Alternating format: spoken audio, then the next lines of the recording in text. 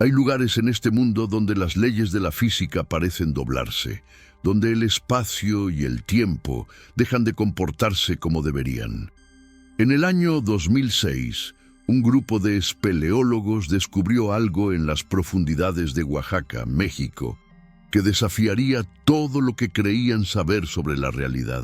Entraron por una cueva en la ladera este de la montaña, caminaron durante horas en línea recta hacia el interior, y cuando finalmente encontraron la salida, emergieron kilómetros al norte, en un punto geográficamente imposible de alcanzar siguiendo esa trayectoria. Pero eso fue solo el principio, porque 17 años después, en 2023, encontraron algo dentro de ese túnel que explicaría los 11 desaparecidos que la región había registrado desde 1983. Y lo que descubrieron no fue un cuerpo, fue algo mucho más perturbador. La historia que están a punto de escuchar no ha sido ampliamente difundida en los medios convencionales. Los registros oficiales fueron sellados por las autoridades mexicanas y solo mediante testimonios de lugareños, reportes filtrados de geólogos y el diario personal de uno de los desaparecidos, pudimos reconstruir lo que realmente sucedió en ese túnel. Si te fascinan los misterios que desafían la lógica, suscríbete a Ecos del Silencio, porque historias como esta solo las encontrarás aquí, en el único lugar donde el silencio habla. San Martín Huamelulpam es un pueblo enclavado en la Sierra Mixe de Oaxaca, rodeado de montañas cubiertas por niebla perpetua y bosques tan densos que la luz del sol apenas penetra sus copas. Es un lugar donde el español se mezcla con el mix, donde las tradiciones precolombinas aún gobiernan la vida cotidiana más que cualquier ley federal. Las casas de adobe y techos de teja se aferran a las pendientes como si temieran resbalar hacia el abismo verde que se abre debajo. Aquí, la modernidad es una visita ocasional, un camión de carga que llega los martes, una señal de celular que aparece y desaparece como un fantasma. En este pueblo de apenas 300 habitantes, todos se conocen por nombre, por apellido, por los secretos que guardan sus familias desde hace generaciones. Y todos conocen la montaña de Yucusabi, la montaña sagrada que se alza al este, envuelta siempre en una corona de nubes grises. Los ancianos cuentan que Yucusabi es un ser vivo, que respira con el viento y que en sus entrañas guarda los secretos de los antiguos, aquellos que caminaron estas tierras antes de que los españoles pusieran un pie en el Nuevo Mundo. Dicen que la montaña elige a quien deja entrar y a quien devuelve. Y hay quienes nunca regresan. Abril del año 2006 trajo consigo lluvias tempranas. El cielo se desplomó sobre la sierra durante 3 días consecutivos, convirtiendo los caminos de tierra en ríos de lodo y las quebradas en torrentes furiosos. Fue entonces cuando un deslizamiento de tierra en la ladera este de Yucusabi expuso lo que parecía ser la entrada de una cueva, oculta durante quién sabe cuántos siglos bajo toneladas de roca y vegetación. Miguel Ángel Soriano, un campesino de 42 años que pastoreaba cabras en la zona, fue el primero en verla. La abertura era perfectamente circular, de aproximadamente 2 metros de diámetro, tallada con una precisión que no parecía natural. Alrededor del perímetro había marcas, símbolos que Miguel no reconoció, pero que le provocaron un escalofrío inmediato. Miguel regresó al pueblo y lo comentó en la tienda de don Esteban, el lugar donde todos los rumores nacen y mueren. Para la mañana siguiente, media docena de hombres ya había subido a ver la cueva. Entre ellos estaba Rodrigo Mendoza, un maestro de la escuela primaria que tenía fascinación por la arqueología y había estudiado 2 semestres de antropología antes de regresar a su pueblo natal. Rodrigo observó los símbolos con atención. No eran mixtecos ni zapotecos, Tenían similitudes con glifos olmecas, pero también elementos que no encajaban en ninguna cultura mesoamericana conocida. Tomó fotografías con su cámara digital, mediciones con una cinta métrica y prometió contactar a la universidad en Oaxaca de Juárez. Pero el destino tenía otros planes. 3 días después, antes de que Rodrigo pudiera enviar sus hallazgos, llegó al pueblo un equipo de 4 espeleólogos de la Ciudad de México. Habían oído rumores en foros especializados sobre el descubrimiento y viajaron más de 500 kilómetros para investigar. El equipo estaba liderado por Daniel Fuentes, un hombre de 36 años, con más de una década de experiencia explorando las cuevas más profundas de México. Lo acompañaban su esposa, Valeria Ruiz, geóloga de 32 años, y 2 colegas más jóvenes, Andrea Beltrán y Omar Castillo, ambos de 25 años, recién graduados, pero con entusiasmo ilimitado. Daniel había explorado el sistema Huautla, las grutas de Cacahuamilpa, el sótano de las golondrinas. Había descendido a profundidades donde la luz nunca había tocado la piedra, donde el silencio era tan absoluto que podías escuchar tu propio corazón latiendo contra tus costillas. Pero nunca había visto una entrada como esta, la perfección del círculo, la suavidad de la piedra, los símbolos que parecían brillar levemente cuando la luz de la linterna los tocaba en cierto ángulo. Valeria tomó muestras de la roca. Basalto, confirmó, pero con una composición mineral que no coincidía exactamente con las formaciones geológicas de la región. El equipo pidió permiso a las autoridades comunitarias para explorar la cueva. Los ancianos del pueblo se reunieron en asamblea. Hubo debate. Algunos decían que la montaña había ocultado esa entrada por una razón, que no debía ser perturbada. Otros argumentaban que era patrimonio cultural, que debía ser estudiado. Finalmente, don Jacinto, el hombre más viejo del pueblo, un mixte de 87 años cuyos ojos parecían contener siglos de sabiduría, dio su veredicto. Podían entrar, dijo, pero debían salir antes del anochecer. La montaña no perdona a quienes permanecen en su interior cuando cae la noche. El 22 de abril de 2006, a las 7 de la mañana, Daniel, Valeria, Andrea y Omar entraron al túnel. Llevaban equipamiento profesional, linternas de alta potencia, cascos con lámparas LED, cuerdas, arneses, GPS, radios de comunicación, provisiones para 12 horas. Rodrigo Mendoza los acompañó como guía local, aunque su experiencia en espeleología era nula. Miguel Ángel esperó en la entrada con otros 3 hombres del pueblo, manteniendo una fogata encendida como punto de referencia. La entrada descendía en un ángulo de aproximadamente 30 grados durante los primeros 50 metros. Luego se nivelaba en un pasillo horizontal de 2 metros de altura y 1,5 metros de ancho. Las paredes eran lisas, demasiado lisas para ser naturales, pero no mostraban marcas de herramientas. Valeria pasaba la mano por la superficie, desconcertada. «Es como si la roca hubiera sido moldeada», dijo, «no tallada ni excavada. Moldeada». El aire dentro era fresco, con una corriente constante que indicaba que había otra abertura en algún lugar, un sistema de ventilación natural. Caminaron hacia el este, siempre hacia el este, siguiendo la brújula y marcando su ruta cada 20 metros con cintas reflectantes de color naranja. El túnel no se ramificaba, era una línea recta perfecta, descendiendo gradualmente hacia el corazón de la montaña. A los 300 metros de profundidad encontraron la primera cámara. Era circular, de unos 10 metros de diámetro, con el techo en forma de cúpula. En el centro había una piedra vertical, un monolito de aproximadamente 2 metros de altura, cubierto completamente de símbolos. Andrea comenzó a fotografiarlo sistemáticamente mientras Daniel tomaba medidas del espacio. Fue Omar quien notó algo extraño. «Chicos», dijo, apuntando con su linterna hacia el suelo, «el polvo aquí está alterado».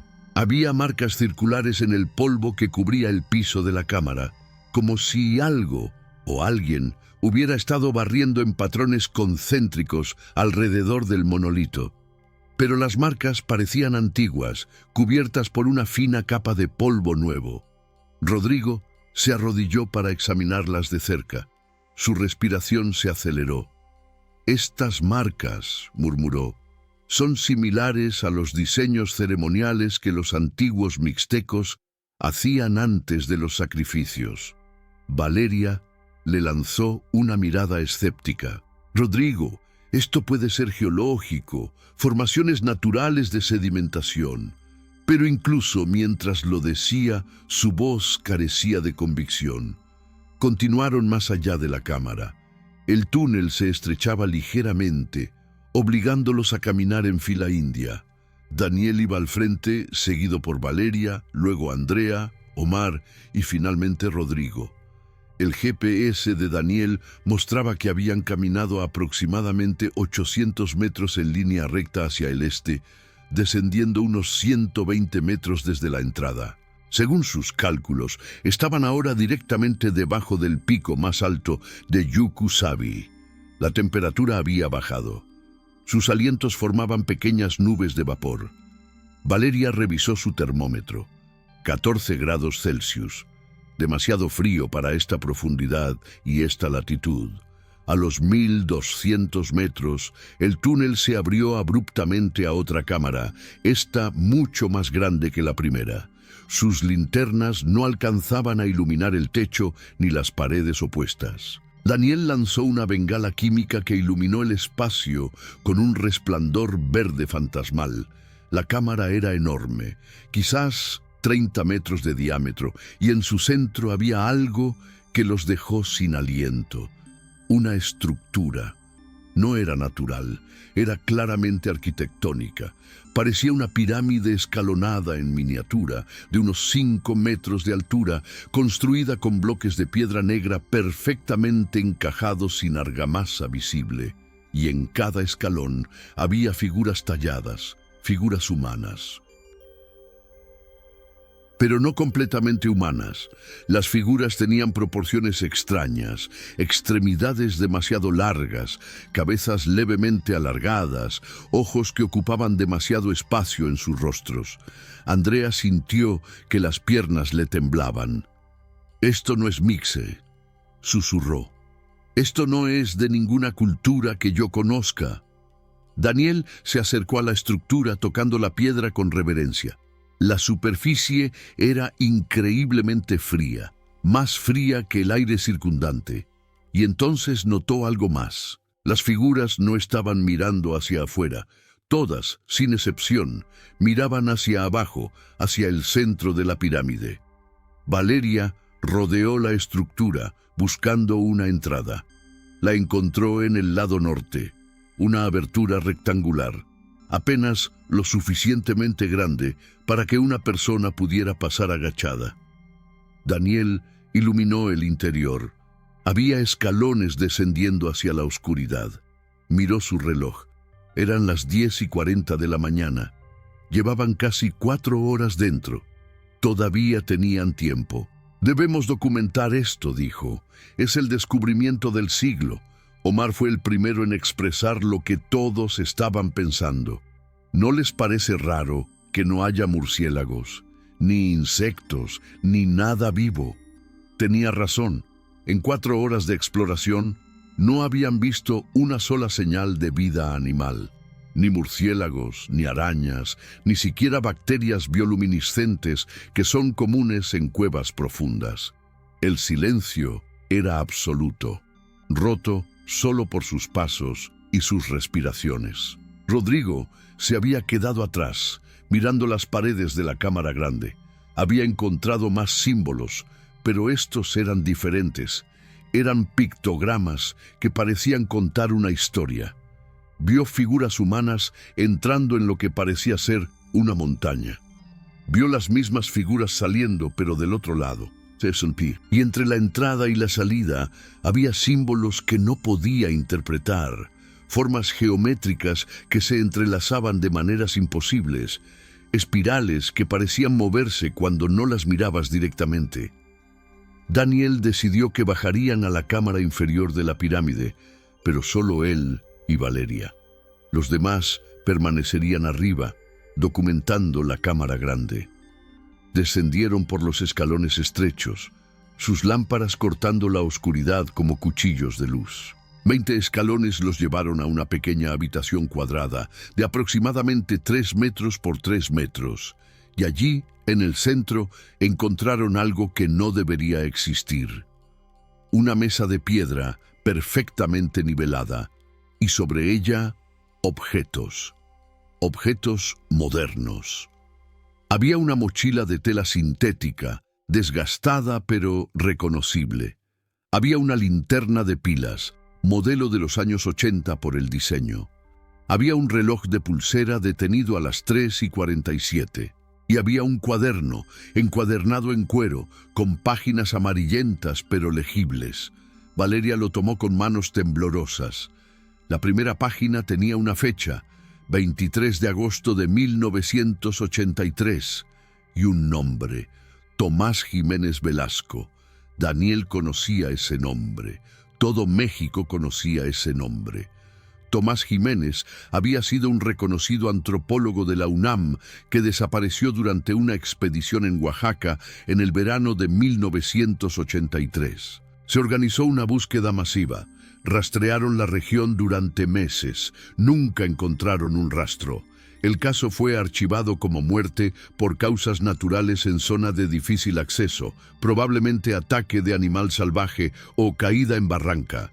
Pero aquí estaba su mochila, aquí estaba su cuaderno, en una cámara sellada debajo de una pirámide en el interior de una montaña. Valeria abrió el cuaderno en una página al azar. La caligrafía era temblorosa, desesperada. Entré por el este, decía. Caminé hacia el este durante horas, pero cuando salí estaba en el norte. Imposible, geográficamente imposible. Regresé, entré de nuevo. Esta vez caminé hacia el norte dentro del túnel. Salí en el oeste. Las direcciones no importan aquí dentro. El espacio está roto. Daniel sintió que la realidad se inclinaba a su alrededor. Cerró los ojos, respiró profundo. Cuando los abrió, Valeria estaba leyendo otra página y las lágrimas corrían por su rostro. Llevo 11 días aquí dentro, leyó en voz alta. Cada vez que intento salir, termino en un lugar diferente. Vi a otros, sombras, figuras que caminan en direcciones que no existen. Creo que este lugar no es una cueva. Es un nodo, un punto donde el espacio se pliega sobre sí mismo. Daniel tomó el cuaderno, hojeó las páginas finales. La última entrada estaba fechada el 5 de septiembre de 1983. Ya no puedo distinguir el arriba del abajo. El tiempo también está afectado. Mi reloj se detiene, luego vuelve a andar, pero las horas no coinciden con mi percepción. Tengo hambre, pero no necesito comer. Tengo sed, pero el agua de mi cantimplora nunca se acaba. Algo me observa desde la oscuridad. No tiene forma definida. Es solo una ausencia de luz más profunda que la oscuridad circundante, y se está acercando. Si alguien encuentra esto, díganle a mi esposa que lo intenté. Díganle a María que luché hasta el final. Pero este lugar no deja salir a quien conoce sus secretos. Valeria cerró el cuaderno, temblando. Tenemos que irnos. ¿Ahora? Daniel asintió. Subieron rápidamente los escalones, reuniéndose con el resto del equipo. Explicaron lo que habían encontrado. Andrea palideció. Omar comenzó a hiperventilarse. Rodrigo los miró con una mezcla de fascinación y terror. Los ancianos tenían razón, murmuró. La montaña no perdona. Emprendieron el regreso, marcando su camino con las cintas naranjas que habían dejado a la ida. Pero a los 20 minutos de caminata, Daniel se detuvo bruscamente. Esto no está bien, dijo. Su voz tenía un filo de pánico que nunca habían escuchado en él. Esta cinta, señaló una marca naranja en la pared, la dejamos hace 4 horas. Pero según mi GPS, hemos caminado solo 200 metros desde la cámara grande. Deberíamos haber recorrido al menos 500. Valeria revisó su propio GPS. El dispositivo mostraba lecturas incoherentes. La señal saltaba entre coordenadas imposibles, como si estuvieran en 3 lugares diferentes simultáneamente. Continuaron caminando, más rápido ahora, el miedo convirtiéndose en combustible para sus piernas. Pero el túnel parecía estirarse ante ellos, como si cada paso que daban agregara 2 metros más de distancia. Andrea comenzó a sollozar. Esto es exactamente lo que describió Jiménez en su cuaderno. Estamos atrapados. Omar intentó usar su radio para contactar a Miguel en la entrada. Solo obtuvo estática, interrumpida ocasionalmente por lo que sonaba como voces hablando en un idioma que no reconoció, gutural y rítmico. Rodrigo, que había permanecido callado, finalmente habló. «Hay historias», dijo, «historias que mi abuela me contaba cuando era niño.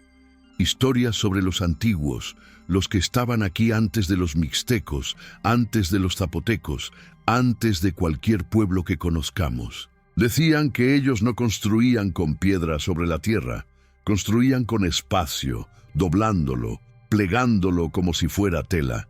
Creaban caminos que no obedecían las leyes del mundo físico, caminos que conectaban lugares distantes en un solo paso.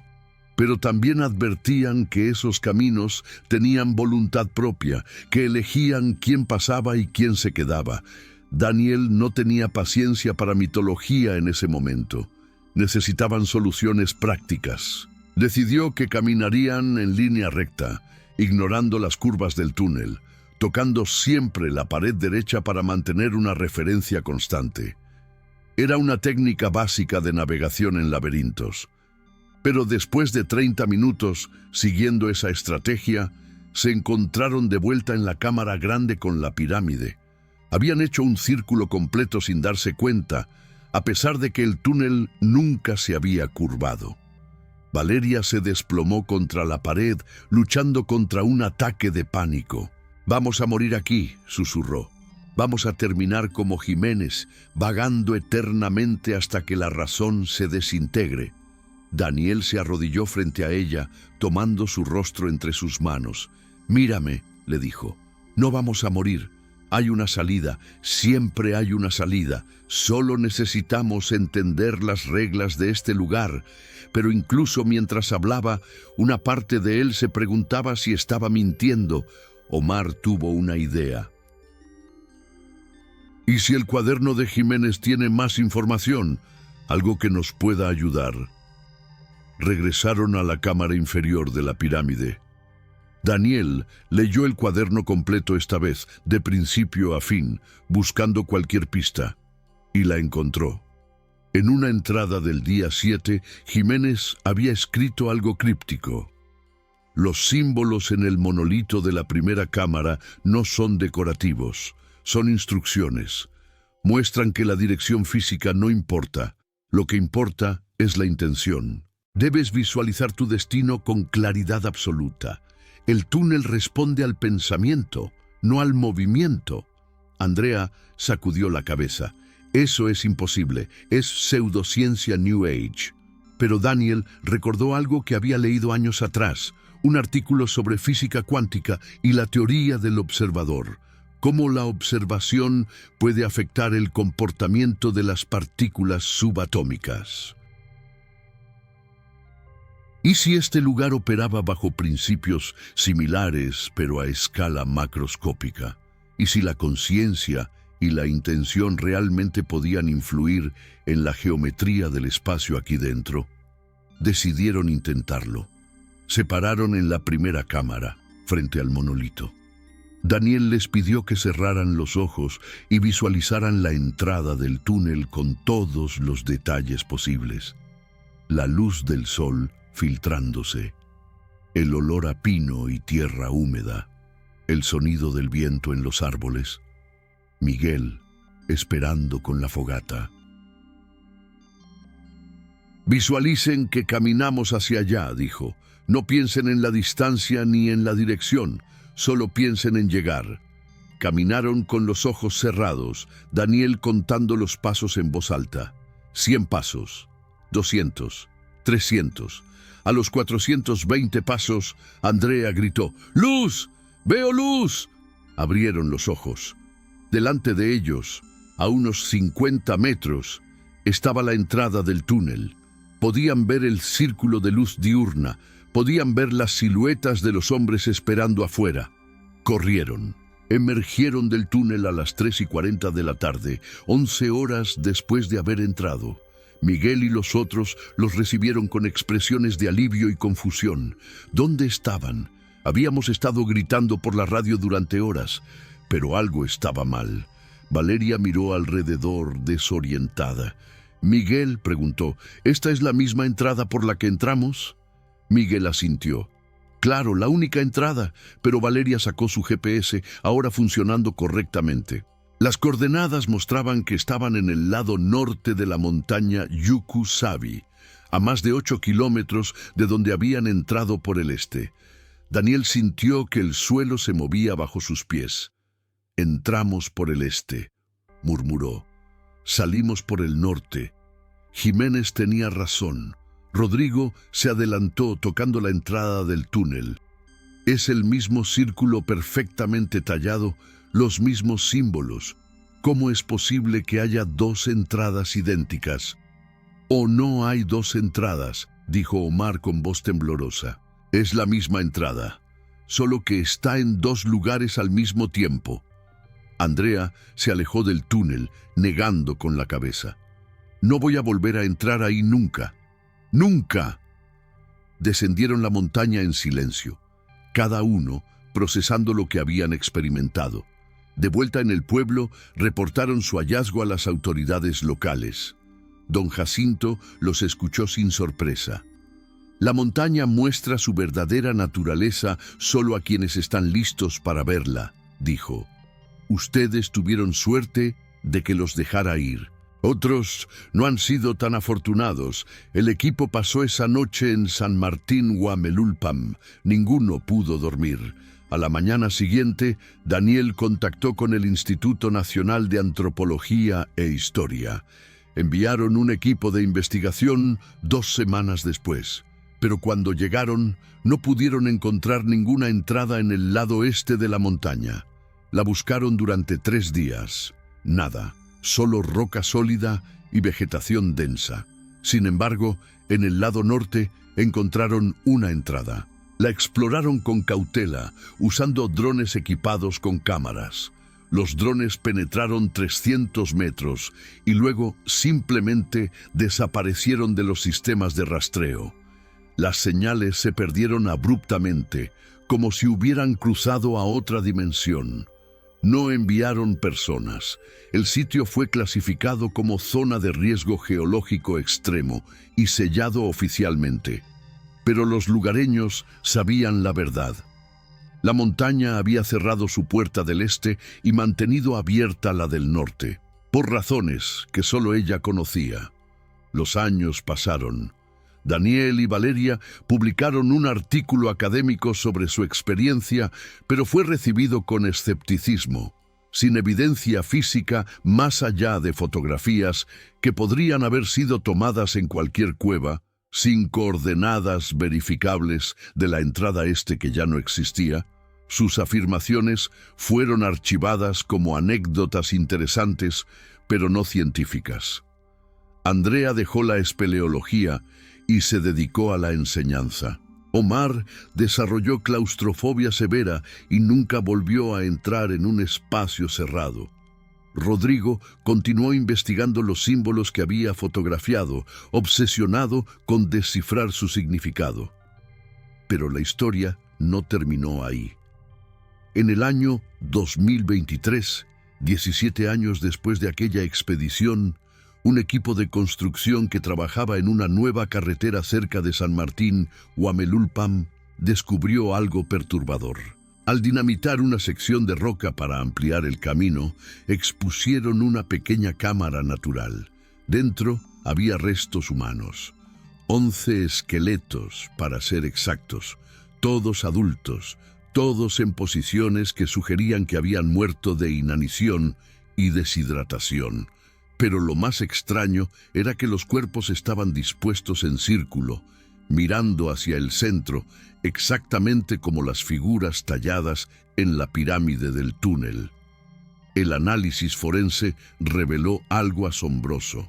Los esqueletos databan de diferentes épocas. 2 eran de los años 1800, 3 de principios de 1900, 4 de las décadas de 1970 y 80, y 2 eran recientes, de aproximadamente 2005. Entre los restos se encontraron objetos personales que permitieron identificar a algunos de los fallecidos. Uno de los esqueletos de los años 80 pertenecía a Tomás Jiménez Velasco. Finalmente, habían encontrado al antropólogo desaparecido, aunque no donde nadie hubiera imaginado buscarlo. Pero había algo más en esa cámara. En el centro del círculo de esqueletos había una roca plana, como una mesa natural, y sobre ella, protegido dentro de una bolsa de plástico sellada, había otro cuaderno. Este no pertenecía a Jiménez. La letra era diferente, más reciente. El nombre en la portada era Silvia Ordóñez y la fecha de la primera entrada era 12 de marzo de 2005, apenas un año antes de que Daniel y su equipo exploraran el túnel. Silvia había sido una estudiante de geología de 24 años que desapareció durante una excursión en solitario por la Sierra Mix. Su familia la buscó durante meses. Su rostro apareció en carteles por toda Oaxaca. Nunca fue encontrada. Hasta ahora. Su cuaderno contaba una historia similar a la de Jiménez. Había encontrado una entrada al túnel, fascinada por su perfección geométrica. Entró para explorarlo brevemente. No pudo salir. Vagó durante días encontrando las cámaras, la pirámide, los símbolos, y eventualmente encontró a otros atrapados como ella. En su cuaderno, Silvia describía encuentros con personas que llevaban años, décadas incluso, perdidas en el túnel. Algunos habían perdido la razón por completo, murmurando en idiomas antiguos, dibujando símbolos en las paredes con sus propias manos sangrantes. Otros mantenían cierta lucidez, compartiendo teorías sobre la naturaleza del lugar. Uno de ellos era Tomás Jiménez. Silvia escribió sobre largas conversaciones con él, sobre cómo Jiménez había llegado a la conclusión de que el túnel era una tecnología, no un fenómeno natural. Una tecnología creada por una civilización que entendía el espacio y el tiempo de maneras que nosotros apenas comenzamos a vislumbrar con nuestra física moderna.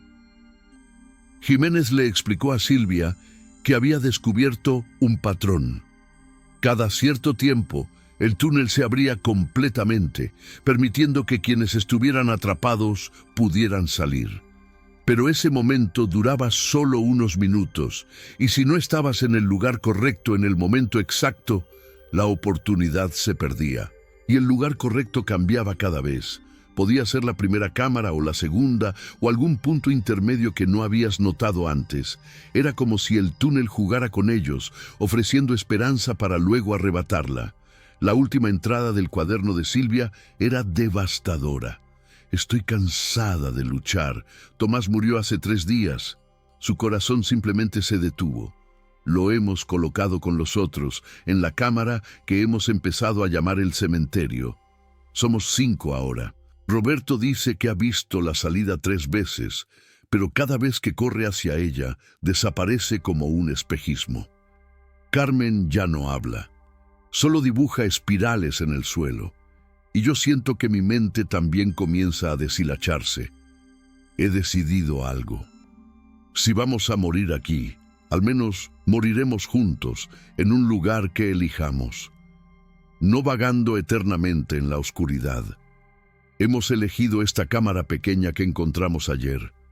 Tiene luz. No sé de dónde viene, pero hay una luminiscencia en las paredes que nos permite vernos las caras. Nos sentaremos en círculo, nos tomaremos de las manos y esperaremos el final con dignidad. Si alguien encuentra esto, por favor díganle a mi madre que no sufrí. Díganle que encontré paz al final y díganle que la amé hasta mi último aliento. El descubrimiento de los 11 cuerpos sacudió a la comunidad científica mexicana. No podían explicar cómo esqueletos de diferentes épocas habían terminado en la misma cámara sellada. No podían explicar cómo Tomás Jiménez había terminado a kilómetros de donde se concentró la búsqueda original. Las autoridades intentaron conectar la cámara con el túnel descubierto en 2006, pero no encontraron ningún pasaje directo. Era como si la cámara existiera en un espacio separado, conectado al túnel solo bajo ciertas condiciones que nadie comprendía. Daniel Fuentes, ahora de 53 años, se enteró del hallazgo por las noticias. Esa misma noche, manejó 6 horas desde la Ciudad de México hasta San Martín Huamelulpam. Necesitaba ver la cámara por sí mismo. Las autoridades habían sellado el área, pero Daniel convenció a un oficial local de dejarlo entrar solo por 1 hora. Descendió a la cámara con una linterna y un nudo en el estómago. Los esqueletos habían sido removidos para análisis forense, pero sus posiciones estaban marcadas con tiza en el suelo. Daniel se paró en el centro del círculo y sintió algo. Una vibración casi imperceptible, como si el espacio mismo estuviera respirando. Miró las paredes. Allí estaban los dibujos que Silvia había mencionado en su cuaderno. Espirales interminables, símbolos que coincidían exactamente con los que había visto en la pirámide del túnel. Y entonces vio algo que lo hizo temblar. En una esquina, tallado en la roca con lo que debió haber sido una piedra afilada o quizás un hueso, había un mensaje en español. Decía: la montaña no libera a quien conoce sus secretos. Pero hay un momento, cuando las sombras alcanzan el monolito en la cámara primera, justo al mediodía del solsticio. Ese es el momento. Corre hacia donde entraste. No mires atrás. Daniel fotografió el mensaje. Investigó las fechas de los solsticios en los años de las desapariciones. Descubrió un patrón. Muchas de las personas desaparecidas en la región de Yuku-Sabi habían sido vistas por última vez cerca de las fechas de los solsticios de verano o invierno. Era como si el túnel se volviera más activo, más hambriento durante esos períodos. O quizás, pensó Daniel, era cuando las probabilidades de escape eran más altas, atrayendo a quienes ya estaban atrapados a hacer un último intento desesperado. Rodrigo Mendoza, quien nunca había dejado de investigar los símbolos, finalmente tuvo un avance en 2024. Después de 18 años de estudio, de comparar los símbolos con textos antiguos de culturas de todo el mundo, encontró similitudes sorprendentes. Los símbolos del túnel de Yuku-Sabi tenían elementos en común con inscripciones encontradas en Göbekli Tepe en Turquía, con petroglifos en Newgrange en Irlanda, con tallas en Tiahuanaco en Bolivia. Lugares separados por miles de kilómetros y miles de años, pero con un lenguaje visual compartido. Rodrigo propuso una teoría radical en una conferencia académica que casi destruye su carrera. Sugirió que estos lugares, estos túneles y estructuras antiguas dispersas por el mundo eran parte de una red de transporte creada por una civilización prehistórica avanzada que había dominado la manipulación del espacio-tiempo, y que esa red, aunque mayormente inactiva, todavía funcionaba parcialmente. Los túneles no eran prisiones, eran estaciones, pero sin el conocimiento de cómo operarlas correctamente, entrar en ellas era como intentar usar tecnología alienígena sin manual de instrucciones. La comunidad académica lo ridiculizó. pero entre el público general, su teoría ganó tracción. Foros de Internet se llenaron de discusiones. Personas comenzaron a reportar túneles similares en otras partes del mundo. En Perú, en China, en Egipto, siempre con las mismas características: perfección geométrica, símbolos inexplicables, anomalías espaciales y siempre con historias de desapariciones asociadas. En 2024, el gobierno mexicano tomó una decisión. Sellaron permanentemente todas las entradas conocidas al túnel de Yucu-Sabi con concreto reforzado. Instalaron señales de advertencia en español, inglés y mixe. Declararon la zona como patrimonio cultural, protegido con acceso estrictamente prohibido. Pero los lugareños saben que sellar las entradas no importa. La montaña abre nuevas entradas cuando quiere y cierra las que desea. Tiene su propia voluntad. Don Jacinto murió en 2022 a los 103 años. Antes de morir, llamó a su nieto y le contó algo que nunca había revelado públicamente. Cuando era joven, en 1938, él también había entrado al túnel. Estuvo perdido durante lo que sintió como semanas. Vio las cámaras, la pirámide, los símbolos. Pero una noche, mientras dormía en la oscuridad, tuvo un sueño. En el sueño, una voz le habló en mixe antiguo, un dialecto que él no conocía, pero de alguna manera entendía. La voz le dijo que debía olvidar lo que había visto si quería salir. Debía prometer nunca revelar la ubicación exacta del túnel, nunca guiar a otros hacia él. A cambio, sería liberado. Don Jacinto aceptó. Despertó en la ladera de la montaña, a la luz del día, sin idea de cómo había llegado allí. Mantuvo su promesa durante 84 años, pero en su lecho de muerte sintió que debía advertir a las futuras generaciones.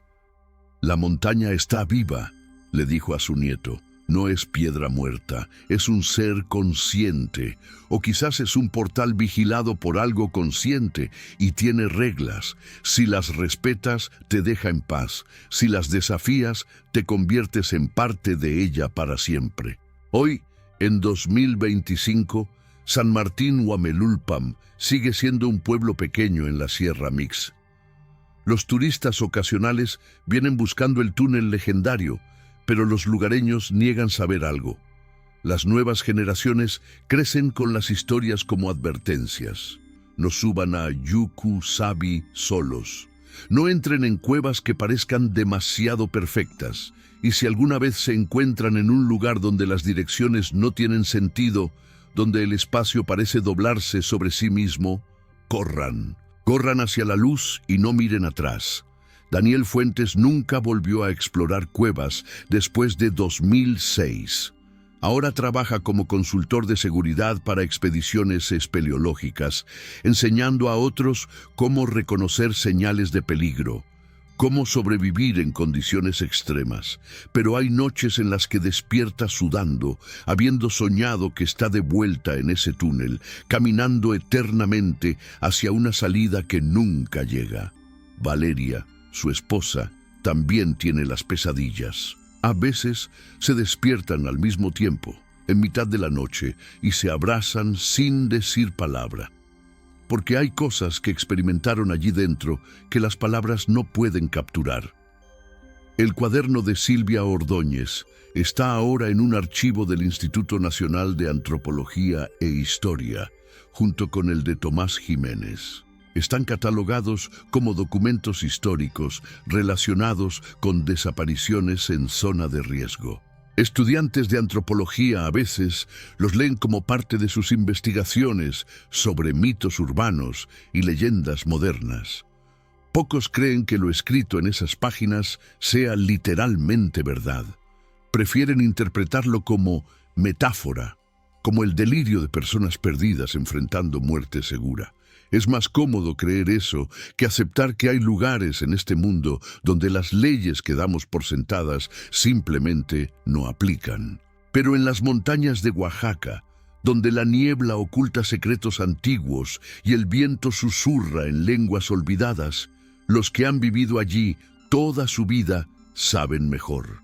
Saben que la tierra bajo sus pies guarda misterios que la ciencia moderna aún no puede explicar. Saben que hay umbrales que no deben cruzarse, puertas que no deben abrirse. Y saben que Yuku-Sabi, la montaña sagrada, sigue esperando, paciente, eterna, lista para recibir a quien se atreva a entrar en sus entrañas, buscando respuestas que quizás la humanidad no está preparada para comprender. Así que te pregunto, mientras escuchas esta historia en la seguridad de tu hogar, rodeado de luz y espacios familiares, si encontraras una entrada perfectamente circular tallada en una montaña, cubierta de símbolos que no reconoces, ¿entrarías? ¿Arriesgarías todo por la posibilidad de descubrir algo extraordinario? ¿O escucharías las advertencias de quienes vinieron antes, de quienes pagaron con sus vidas por su curiosidad? 11 personas eligieron entrar. 11 personas nunca salieron, al menos no de la forma que esperaban. Sus historias ahora son parte del silencio eterno de Yuku-Sabi, ecos que reverberan en cámaras de piedra donde el tiempo y el espacio bailan una danza que no comprendemos. Y mientras el túnel permanezca, mientras la montaña mantenga abierta al menos una de sus puertas, habrá más. Siempre habrá más. Porque la curiosidad humana es tan infinita como los corredores de ese laberinto imposible. Si este relato te ha hecho cuestionar la naturaleza de la realidad, si te ha dejado con más preguntas que respuestas, entonces comparte esta historia. Suscríbete a Ecos del Silencio, porque seguiremos investigando estos misterios que existen en los márgenes de lo explicable, y tal vez, solo tal vez, algún día descubramos las verdades que la montaña guarda tan celosamente. Hasta entonces, camina con cuidado por lugares antiguos, y si alguna vez el espacio a tu alrededor comienza a sentirse diferente, recuerda las palabras talladas en esa cámara: corre hacia donde entraste y no mires atrás. Porque en el silencio de las montañas, en la oscuridad de túneles que desafían la geometría, hay cosas esperando. Cosas que existían antes que nosotros y que existirán mucho después. Y algunas de esas cosas quizás es mejor dejarlas sin descubrir.